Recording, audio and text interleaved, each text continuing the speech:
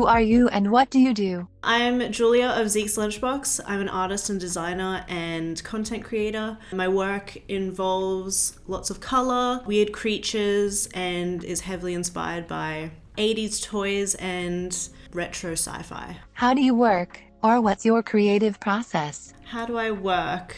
Well, currently I'm working on a tarot card project, so I'm trying to just work on lots of quantity, which has been very difficult in terms of learning how to create an image really succinctly. And what was the other half of the question? Sorry. What's your creative process? The creative process, a lot of research prior to working. I think researching and really thinking about the concepts is the most understated part. So for me, it involves a lot of researching a lot of symbols, figuring out, like, for example, like what does a fig mean in tarot, and what's its necessity in terms of the storytelling. So that way I can kind of figure out exactly what elements are really key and place them into the project. What is your background? So I did do art before I went to university. I don't have a Bachelor of Fine Arts. I have a Bachelor of Design and Fashion and Textiles. I felt like I needed something that gave me a lot more technical skills and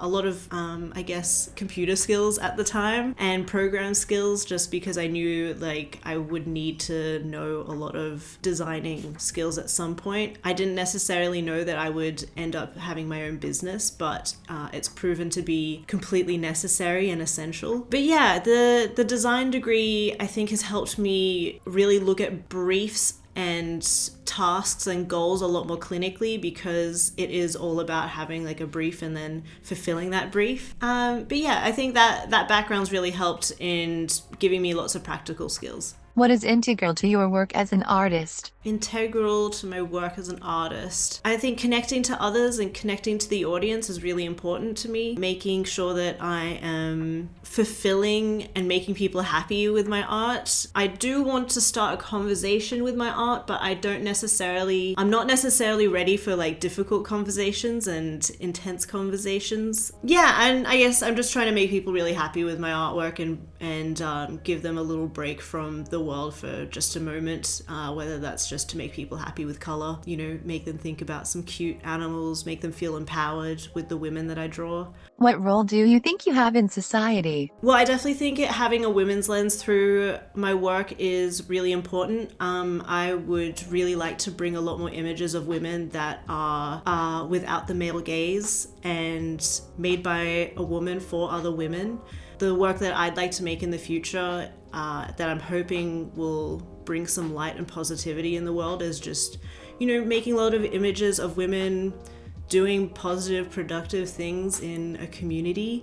Work that I'd like to make in the future is, women playing instruments and dancing and frolicking. And I think, the world is pretty desperate for images of women to reaffirm the positive, happy traits that we can bring to the world. And I think, it'll be a nice healing point of view. How has your practice changed over time? I was a lot more aggressive when I was younger, and I wanted to aggressively show my agenda, and that showed with the really garish color palettes, the women being very obviously nude and kind of they had a different attitude, a much more aggressive attitude, and I think getting older you just soften up a little bit, and I feel for me personally, I feel like I have less that I need to aggressively prove and more just things that I want to calmly show off. I think that's been a really big change, and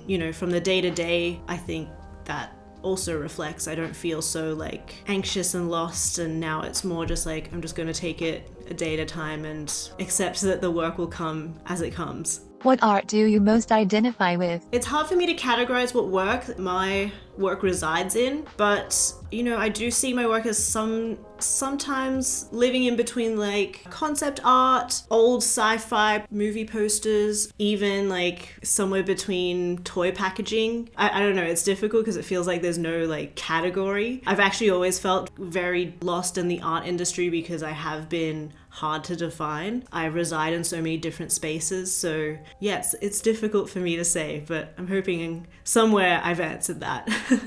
What work do you most enjoy doing? The work that I most enjoy doing is women, just drawing women. I think it's what I get the most feedback for. It's what, sells the most. It's what people get the most excited about. I mean, I hate that like the audience really kind of dictates what I make, but I think it's a give and take sort of relationship, and it's been a really good way to gauge like what is successful. And yeah, I'm hoping like I can just draw a lot more images of women, a lot more like diversity of women with my art, especially, through an Asian Australian perspective. It would be nice to just have more voices and a little bit more diversity, especially in the art world.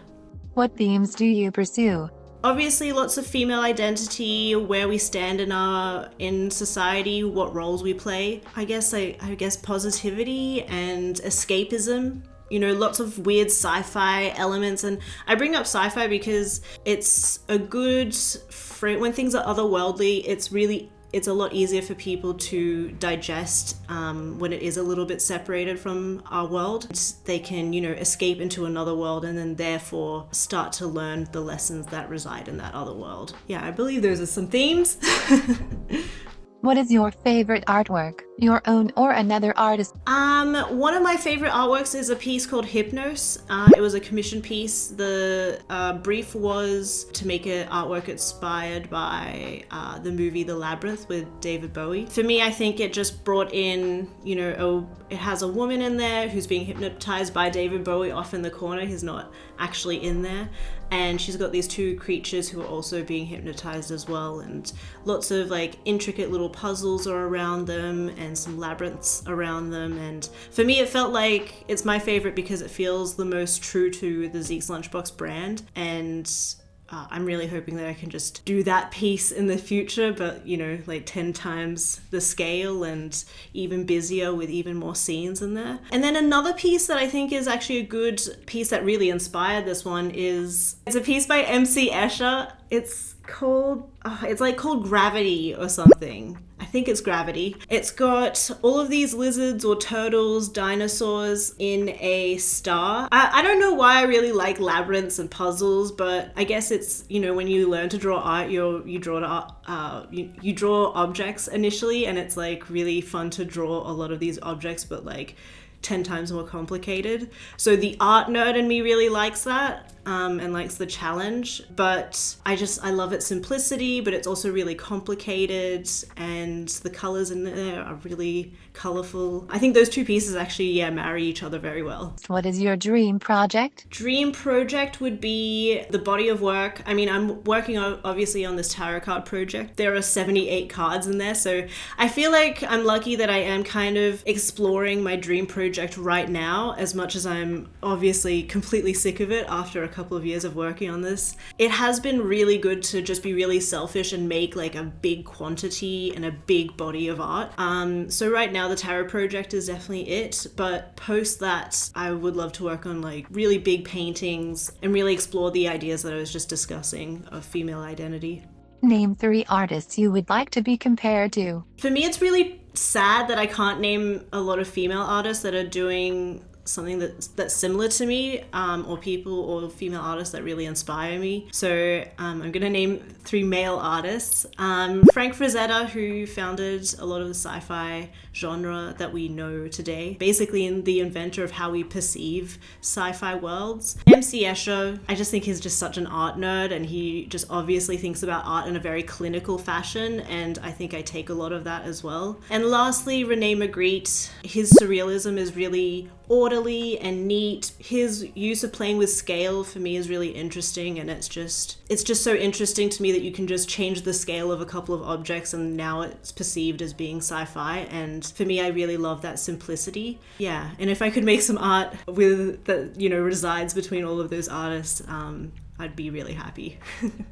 What is the best piece of advice you've been given? longevity is more important than big highs and low lows. I think now, especially now that I'm 31, I'm trying really hard to just stay in the game for as long as possible, and continuity is really important and consistency is really important. And I think it's two really boring things to tell like a student, that like consistency is just really it, because it requires a lot of patience and time, but that's really the role of an artist, is to be consistent and to just keep working, keep exploring. You're always going to be exploring and learning something new.